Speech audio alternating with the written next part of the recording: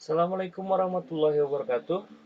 Halo teman-teman semuanya, jumpa lagi bersama saya, Bapak Adi Rahman, dosen Sekolah Tinggi Ilmu Ekonomi Pancasila Banjarmasin. Dan juga ini adalah channel yang Bapak bikin, namanya adalah Mauk Channel. Kenapa sih dinamakan Mauk Channel?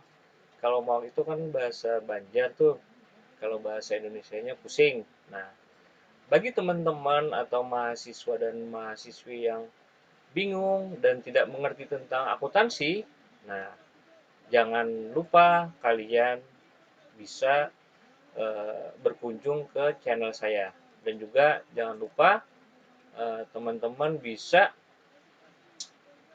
melakukan pertanyaan di kolom komentar di channel saya ini. Sebentar lagi teman kalian, mahasiswa dan mahasiswi di Pancasila Banjarmasin akan ada memberikan pertanyaan tentang permasalahan mata kuliah. Kebetulan hari ini mata kuliahnya adalah untuk pengantar akuntansi 1. Ya. Jadi selamat menyimak dan selamat menonton. Jangan lupa like, subscribe, dan sebarkan. Terima kasih.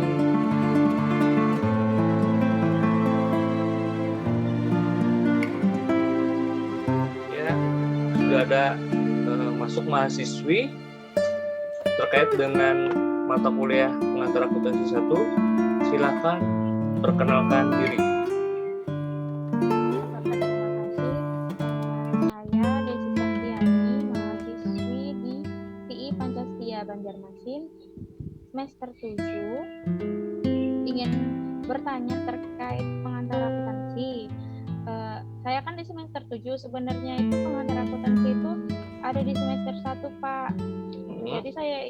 Jadi saya mengulang karena kemarin itu ada nilai saya yang jelek, jadi harus mengulang. Berarti di sini Desi untuk memperbaiki nilai aja ya. Iya Pak, siap. Jadi permasalahannya apa nih, Des? Permasalahannya tuh saya masih belum memahami banget terkait jurnal, Pak. Apakah Bapak bisa menjelaskannya secara detail? Oh, baik-baik. Berarti Desi di sini bertanya tentang jurnal. Ya, Pak. Baik.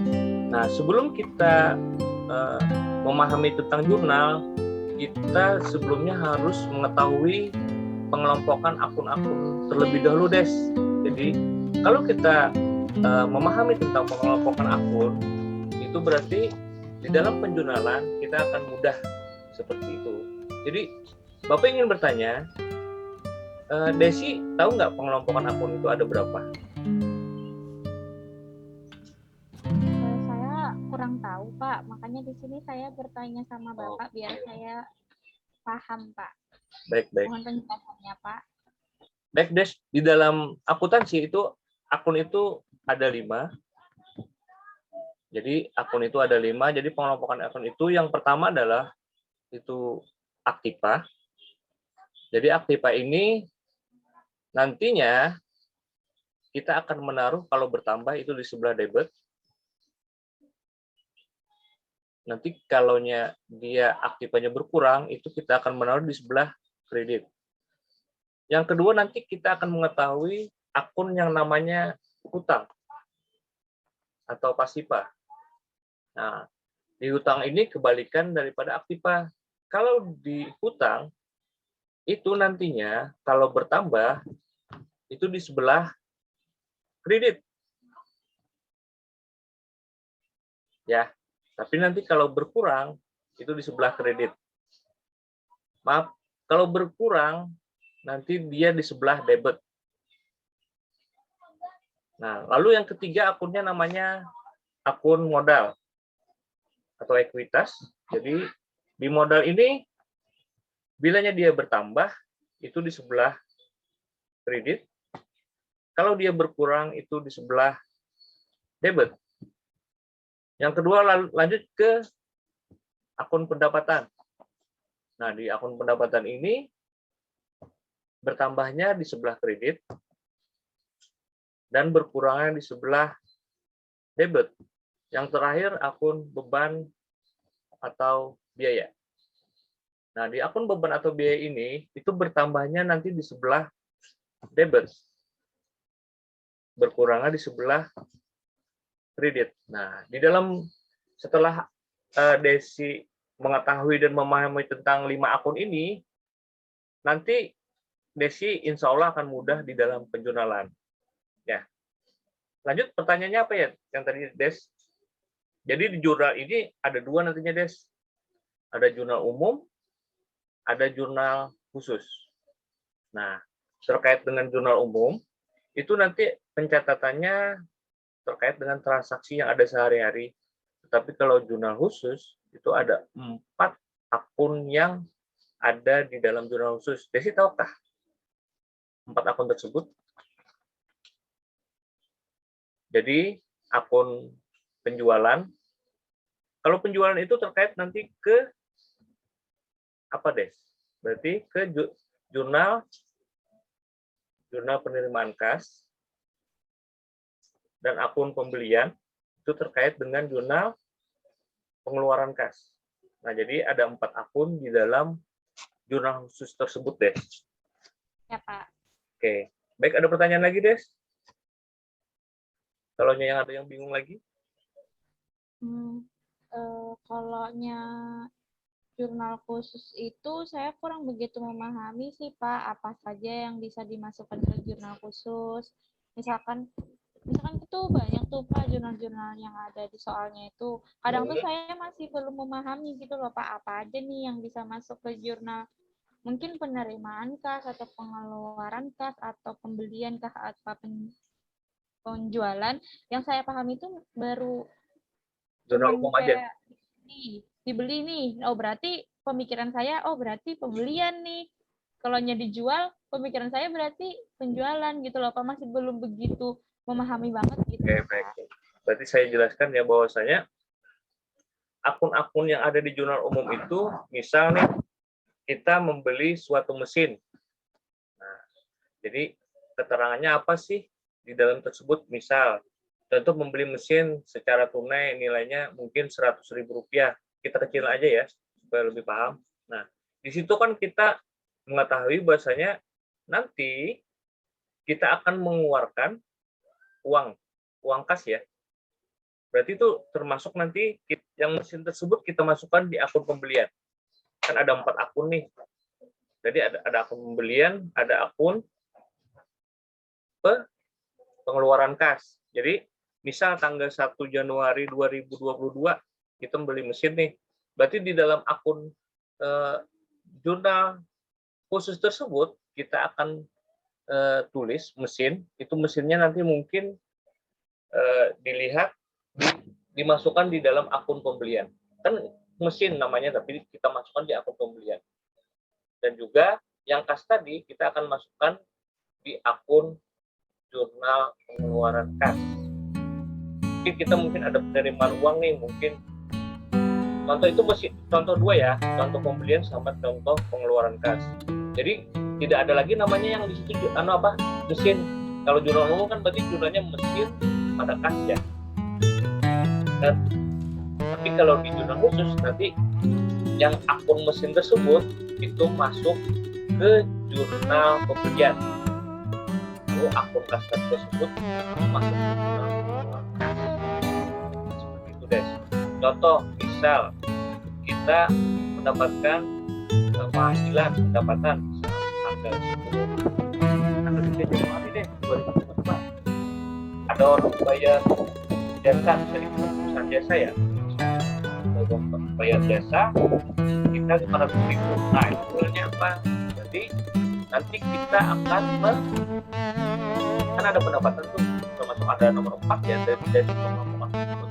Nah, di situ kita akan memasukkan di jurnal. Kalau penjualnya itu perusahaan dagang ya, tapi kalau di perusahaan jasa itu nanti ini akunnya pendapatan jasa, kan dia nggak jual jasa, jadi masuk di jurnal penjualan jasa. Jadi dimasukkan di jurnal penjualan, misal nilainya 500.000, itu nanti nggak pendapatan jasa, nanti mungkin jasa bengkel dan lain sebagainya, tapi dimasukkan ke jurnal atau ke akun penjualan. Itu khusus kalau perusahaan dagang misalnya ada yang beli, itu kalau dia posisi kita membeli tanggal 3 Januari membeli barang kita senilai misal 1 juta, maka kalau jurnal umumnya apa deh? Gimana Pak? Nah kan misal nih tanggal 3 Januari kita bisa ke perusahaan nih, perusahaan dagang misalnya. Tanggal 3 Januari dijual barang dagangan senilai 1 juta ke Tuan Amin misalnya. Nah, kalau jurnal umumnya apa ya?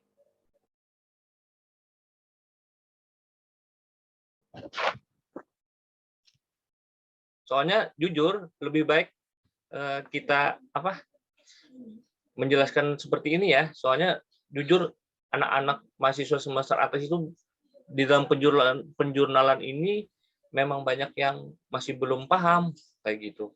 Dan Desi mewakili teman-teman yang nantinya akan yang belum paham tersebut mungkin ya Des. Jadi misalnya nih untuk jurnal umum dulu nih. Jadi tanggal 3 Januari kan hari tanggal 3 nih tahun 2022 itu dijual barang dagangan senilai 1 juta rupiah ke Tuan Amin misal. Nah, menurut Desi itu jurnalnya apa ya? Secara tunai ya? Penjualan pada kas nggak sih Pak? Apa ada sih salah ya Pak? Kada terbalik kah? Kan kita menerima duit nih, kan kita menjual barang nih. Oh iya ya Pak, maaf Pak. Nah, kan seperti itu ya. Iya kan dijual ya. Iya Pak, mohon maaf Pak. Berarti kas pada penjualan berarti kan kita sebagai penjualnya, berarti kan kita menjual. Kan itu jurnalnya ya. Ya Pak. Berarti kasnya mungkin 1 juta. Nanti tuh masuk ke kemana? Jurnal? Kalau jurnal khusus masuk kemana tuh? Jurnal Jurnal penerimaan penjualan. Jurnal penerimaan kas. Oh iya Pak. Masuk kan? Oh iya siap Pak. Siap. Berarti kalau penjualannya berarti masuk ke jurnal penjualan pastinya seperti itu. Oh iya Pak, siap Pak. Ya, berarti mohon maaf ya Pak. Nggak apa-apa Des. Yang penting kita memahami seperti itu ya. Yang penting nantinya kalau untuk penjurnalan itu kuncinya hanya di pengelompokan akun. Nah, nanti Desi nantinya akan memahami juga sih apa sih nomor akun itu kan ada 5 nih. Kode 1 itu untuk apa sih? Nah, seperti itu. Misal 1 itu untuk Aktiva. Berarti ini terkait setelah kita menjurnal, nanti kita akan memposting ke mana? Ke buku besar kan? Setelah jurnal. Ya, Pak, ke buku besar. Nah, di dalam penjurnalan tersebut, nah kalau diposting ke buku besar, nanti ada namanya daftar kode kelompok akun, namanya Des. Nah, kalau 1 itu kodenya biasanya tuh untuk Aktiva ya. Jadi kodenya di referensi atau referral tuh, maksudnya kode 1 itu untuk Aktiva. Untuk yang kedua itu mungkin hutang. Jadi misalnya 201 hutang usaha, 202 hutang kepada tuan siapa, misalnya seperti itu ya. Jadi itu hutang ya. Yang keduanya, yang ketiga itu mungkin pendapatan. Nah, kalau pendapatan ini yang ketiga itu adalah modal atau ekuitas. Nah, ekuitas ini ada mungkin modal pemilik, itu mungkin 301 kodenya. Dan juga ingat di dalam modal itu mungkin sewaktu-waktu nanti ada mungkin keperluan dari pemilik perusahaan. Nah, itu namanya peripe atau pengambilan pribadi. Nah, sering mahasiswa kurang memahami apa sih itu peripe. Nah, dan juga menjurnalnya pasti kebalik. Nah, saya contohkan pada tanggal 5 Januari 2022, misal Nyonya Desi, kan Desi misalnya punya pemilik perusahaannya nih, mau mengambil uang di perusahaannya senilai 5 juta rupiah. Nah, itu jurnalnya menurut Desi apa ya? Misal Desi ngambil uang perusahaan nih, tapi melapor ke bagian accounting senilai 5 juta rupiah. Brief pada kas. Nah, berarti prefer pada kas. So, Ya, nilainya berapa yang diambil? ya berarti 5 juta ya. Siapa? Apakah Nah, benar, berarti- Pak? Benar. Berarti prefer pada cash. Jangan prefer pada modal. Kalau prefer pada modal berarti modalnya bertambah lagi. Karena prefer ini adalah termasuk komponen modal yang kodenya adalah 3, mungkin 302. Seperti itu. Berarti sudah paham ya? Kita akan mengambil, namanya kan mengambil kas perusahaan. Ya. Kan tadi ngambil kas perusahaan seperti itu. Nah, Berarti lanjut kita ke, mengambil terus yang keluar, yang berkurangnya ya kas kan, Pak? ya, kalau prefer ini kan sudah tahu kita bahwasanya dia termasuk kelompok modal. Berarti dia akan mengurangi modal, namanya prefer itu ya. Tapi kalau kan modal bertambah di sebelah kredit, berarti prefernya kan di sebelah kredit, di sebelah debit. Berarti sudah mengetahui bahwasanya itu adalah modal pemilik yang akan mengurangi uang kas. Lanjut yang keempat, Des, nanti di pengelompokan untuk di buku besar, itu kita akan membahas tentang pendapatan.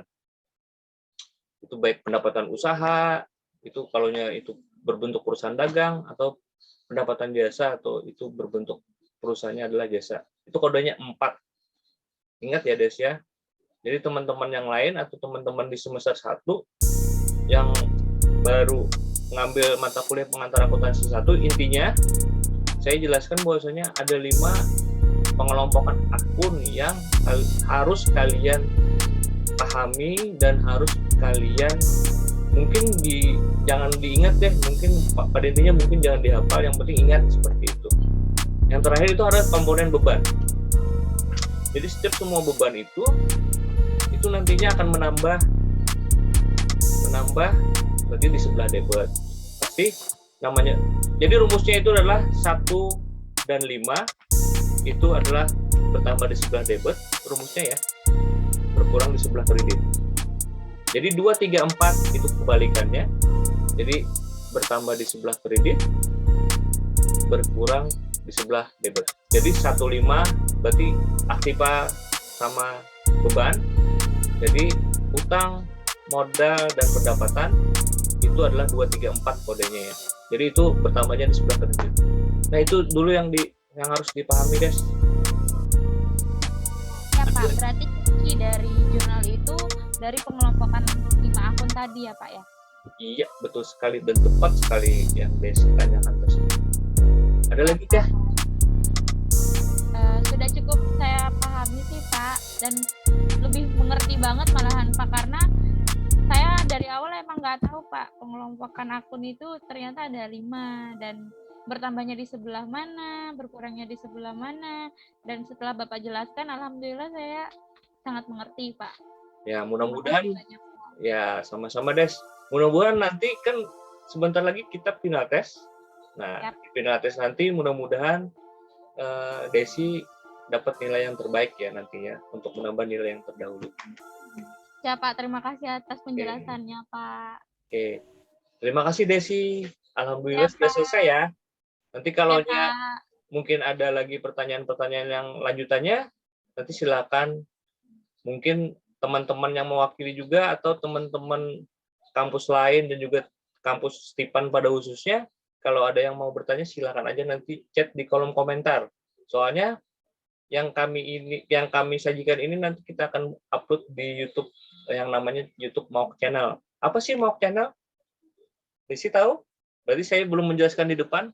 Maok Channel itu adalah namanya Maok itu bahasa Banjar. Ya, Des. Maok itu kan pusing. Ya. Nah, jadi untuk pengobat dari pusing, maka terbentuklah namanya Maok Channel.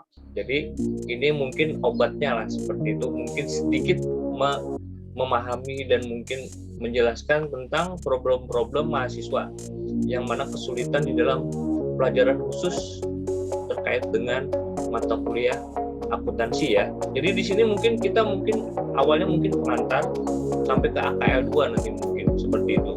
Dan kita mungkin berkelanjutan nih, Des. Terima kasih Desi mungkin hari ini bisa meluangkan waktunya untuk terkait dengan channel perdana untuk diskusi atau mungkin ada curhatan-curhatan dari mahasiswa tentang mata kuliah yang mungkin Bapak ajarkan ya seperti itu.